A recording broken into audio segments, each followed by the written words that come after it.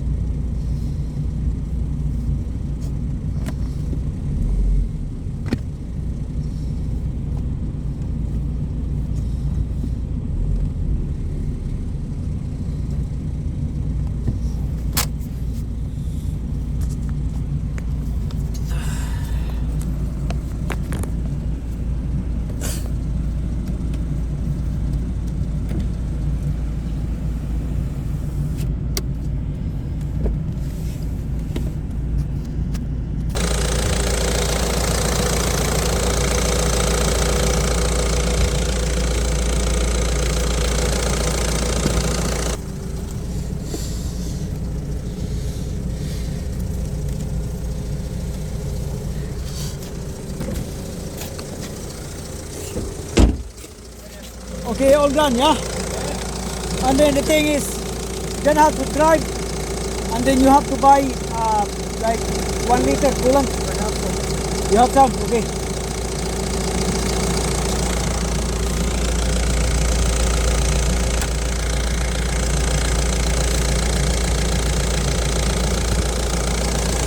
Okay, stop up here, yeah?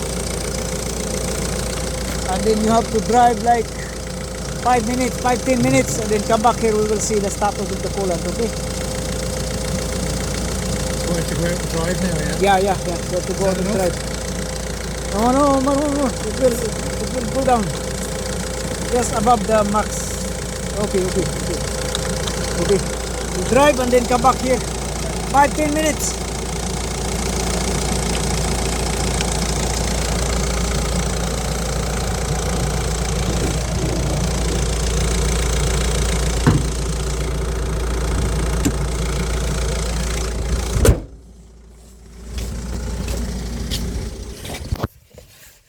What's up YouTube?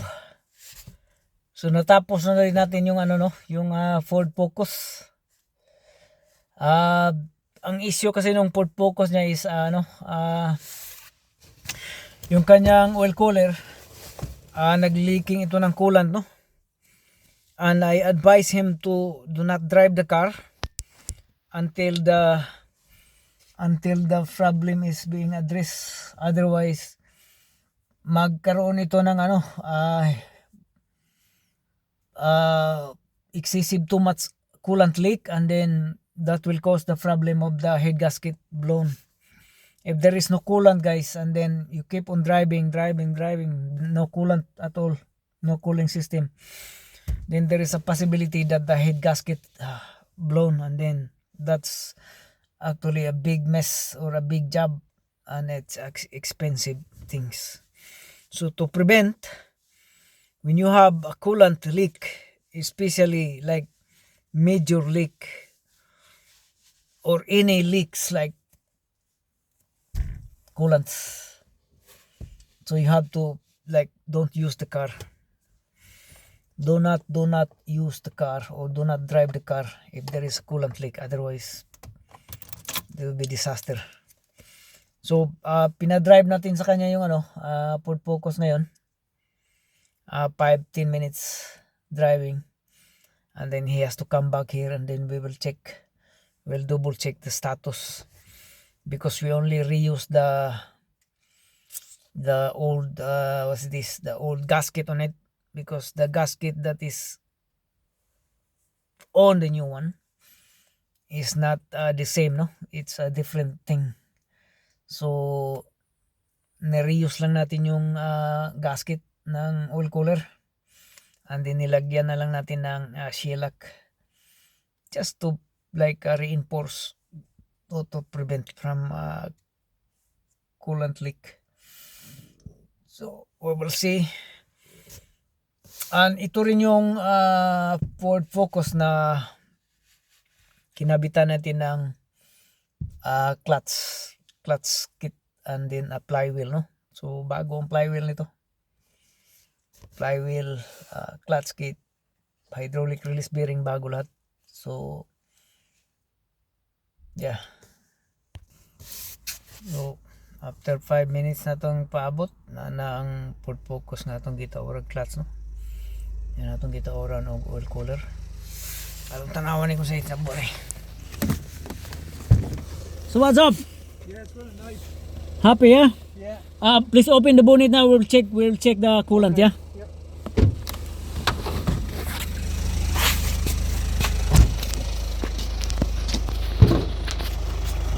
Gonna check the level. Yeah. See? The coolant settled down. Need coolant. Put more coolant. You have more? Yeah.